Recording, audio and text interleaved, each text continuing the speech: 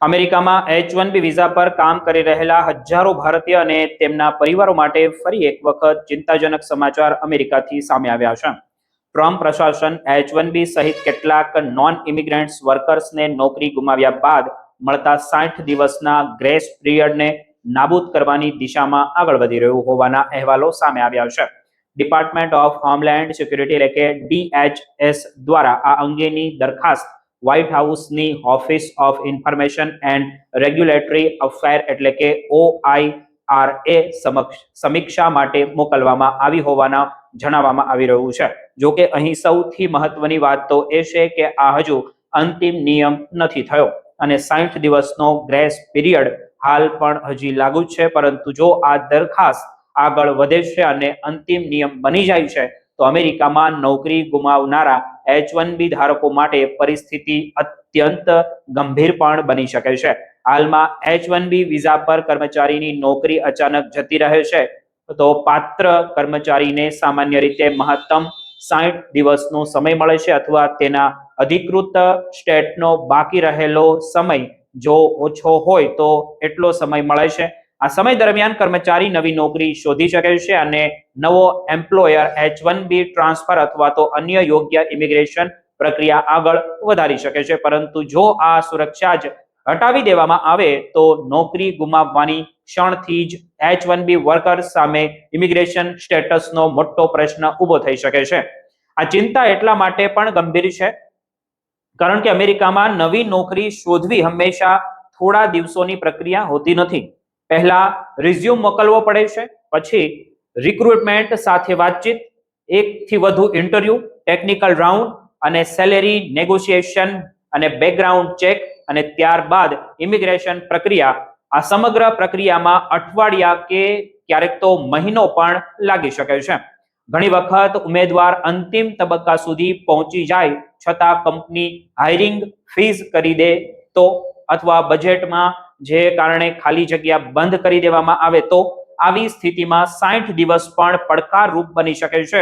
જો આ સમયગાળો ઘટાડવામાં આવે અથવા સંપૂર્ણપણે દૂર કરવામાં આવે તો H-1B વર્કર્સ પર દબાણ કેટલું વધશે તે સમજવું પણ મુશ્કેલ બની જાય છે.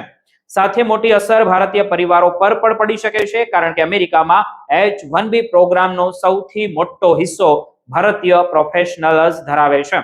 ઘણા ભારતીયો વર્ષોથી અમેરિકામાં રહીને પોતાનું ઘર ખરીદી ચૂક્યા છે અને મોર્ગેજ ચૂકવી રહ્યા છે. બાળકોને અમેરિકામાં સ્કૂલ કોલેજમાં ભણાવી રહ્યા છે અને આખું જીવન ત્યાં ગોઠવી ચૂક્યા છે.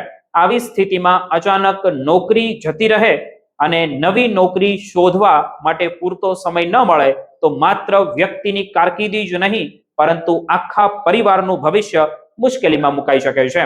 H-4 સ્ટેટસ પર રહેલા જીવનસાથી અને બાળકો માટે પણ આ સ્થિતિ ચિંતાજનક પણ બની શકે છે.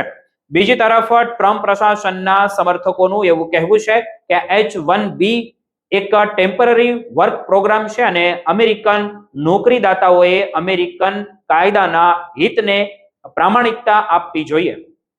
ઇમિગ્રેશન વિરોધીઓનો આરોપ એવો છે કે વિદેશી વર્કર્સને કારણે કેટલીક જગ્યાએ અમેરિકન કર્મચારીને નુકસાન થાય છે અને તેથી નિયમો વધુ કડક બનાવવાની જરૂર છે. પરંતુ ઇમિગ્રેશન સમર્થકોનું કહેવું છે કે કાયદેસર રીતે કામ કરી રહેલા કુશળ વિદેશી કર્મચારીને માત્ર નોકરી જતી રહેતા તરત જ દેશ છોડવાની સ્થિતિમાં મૂકવી અત્યંત કઠોર નીતિ બની શકે છે. ખાસ કરીને આજના અનિશ્ચિત જોબ માર્કેટમાં લે ઓફ કોઈ પણ સમયે થઈ શકે છે. તેથી H-1B કર્મચારી માટે નોકરી ગુમાવવી માત્ર પગાર બંધ થવાનો પ્રશ્ન નથી પરંતુ તેની સાથે ઇમિગ્રેશન સ્ટેટસ, પરિવારનું ભવિષ્ય, ઘર, બાળકોનું શિક્ષણ અને વર્ષોથી અમેરિકામાં બનાવેલું જીવન પણ જોડાયેલું છે.